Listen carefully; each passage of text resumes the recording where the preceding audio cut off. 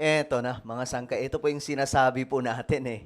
Resulta mga sangkay na mga isinusumbong po natin sa otoridad, lalo na po sa NBI, ito po ay mga DDS na gumagawa po ng fake news sa social media laban po kay Pangulong Bongbong Marcos. Eto na ang nangyari mga sangkay. May dalawa na pong dinampot ng pulis.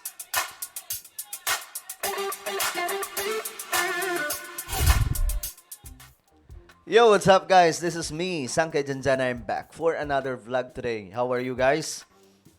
Eto, pag-usapan po natin mga sangkay itong dalawang DDS na nasa kote po ng otoridad dahil po sa paggawa na aktuhan mga sangkay na manmanan na gumagawa po ng ipinagbabawal na gawain. Ito po ay ang gawa ng fake news laban po sa pamahalaan mga sangkay. Ito po gumagawa kasi sila ng mga edited video. Ito po ang problema sa kanila eh. Mga edited video, tapos sisiraan si Pangulong Bongbong Marcos. Ang gagaling ng mga yan, mga sangkay. Ngayon, ang problema, lagi po natin isinusumbong ito mga sangkay. Nakakarating na pala doon sa mga kinauukulan. Eto, pag-usapan po natin yan mga sangkay. Dalawa, no? Dalawa yung nadali. Anyway, bago tayo mag-umpisa, paki-subscribe po muna yung ating YouTube channel. Ayan po, tayo ay 1.47 million subscribers na. Sa mga hindi pa po dyan nakakapag-subscribe, ano pang hinihintay nyo? Parami po tayo ng parami dito sa YouTube. So kung gusto mo mapabilang sa dumaraming mga solid sangkay, ang gawin nyo lamang po, i-click nyo po yung subscribe button na makikita po sa baba ng video na to. I-click nyo po yung bell at i-click nyo po yung all. Alright? Sa mga nanonood naman po sa Facebook, i-follow nyo po yung ating Facebook page. Okay, eto na nga. Ay nako, di ba nakaraan mga sangkay, ito po yung mga ginagawa po nating content. Magawa po tayo, sinusumbong po natin, gaya po nito, dalawang DDS, hahanapin ng NBI, yari kayo. Ngayon, fake news, ayan po, gumagawa po sila ng mga fake news laban po kay PBBM, no? Mga edited video, spliced, kagaya po nito, dalawang DDS, dadamputin ng NBI, magtago na kayo. Gumagawa din po ng mga spliced video, ina-upload. Ito pa, mga sangkay. Marami to. Gaya nito, ito, mga ginawa po natin yan, mga sangkay.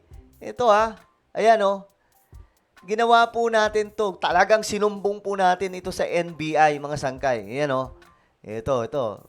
Nag-delete pa nga po yung lokong to mga sangkay. Ito yung mukha Isa po yan. So marami po yan, mga sangkay, actually, na nagawan po natin ng vlog. Marami pa yan. Ito. Mga nagpakalat yan, mga sangkay. Gaya nito. DDS vlogger nagpakalat ng edited video ni PBBM, arestuhin ng NBI. Yari ka. Marami ang nabibiktima ngayon sa mga edited videos na nilagyan ng inserted audio na may sumisigaw na Duterte. Yan po yung kanilang ginagawa. Kagaya po nito, mga sangkay.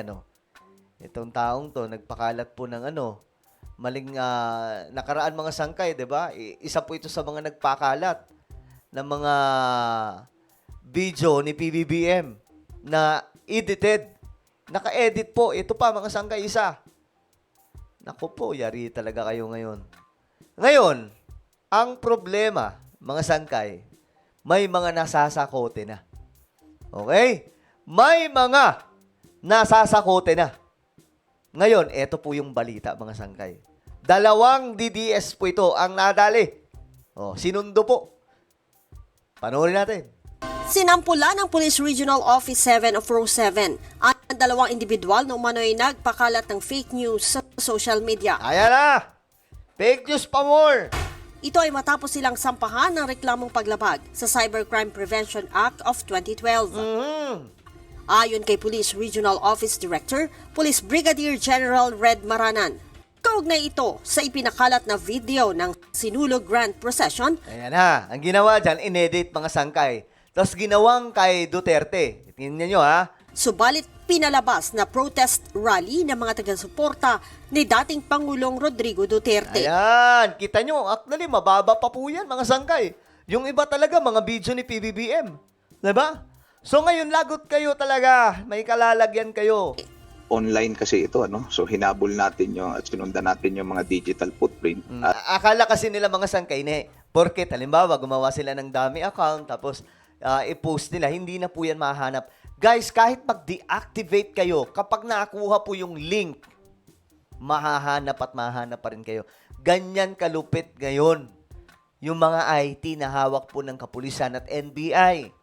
Ha? Yung IP address, napakadali lamang po niyan. At natunto natin kung sino yung mga tao na nagpapakalat nga ng mga video na kung saan itong mga video na ito ay sinasabi nila na doon sa isang lugar ay maraming taong nagpo-protesta. Aha. Subalit, hindi naman pala, kundi itong mga Nako. video ito ay mga edited lang at dinadagdagan ng kung ano-anong mga applications. Correct. Actually, nilalagay nila po dyan, mga sangkay, yung audio.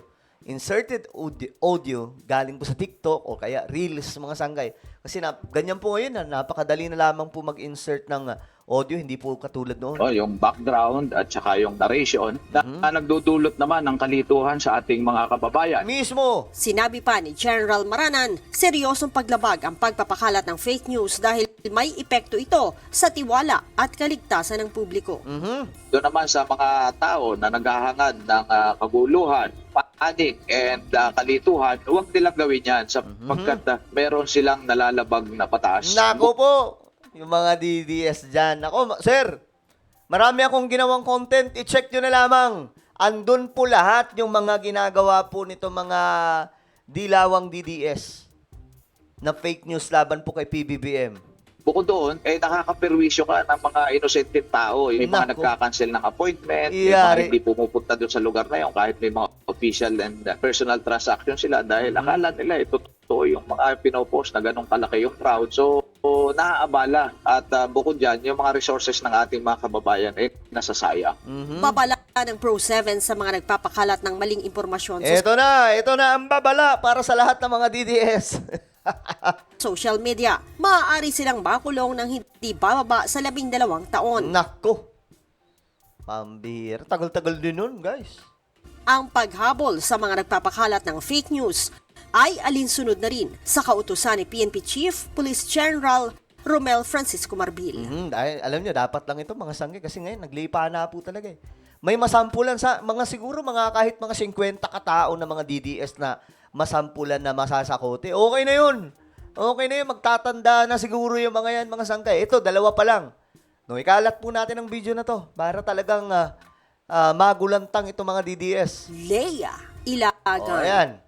O, kita nyo ha. Yung mga DDS dyan na nagpapakalat po ng mga edited video ni PBBM.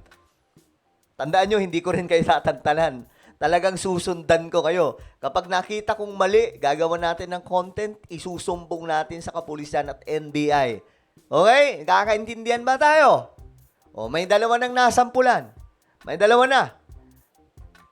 Ngayon, sinong susunod? Sino ang susunod sa mga nagawan ko ng content? Good luck sa inyo. Well, mayroon po tayong YouTube channel, Sangkay Revelation. Hanapin niyo po ito sa YouTube. Kapag nakita niyo na, i-click niyo po yung subscribe, i-click ang bell, at i-click niyo po yung all. Ngayon din, guys, okay? So, ako na po ay magpapaalam. Mag-iingat pong lahat. God bless everyone.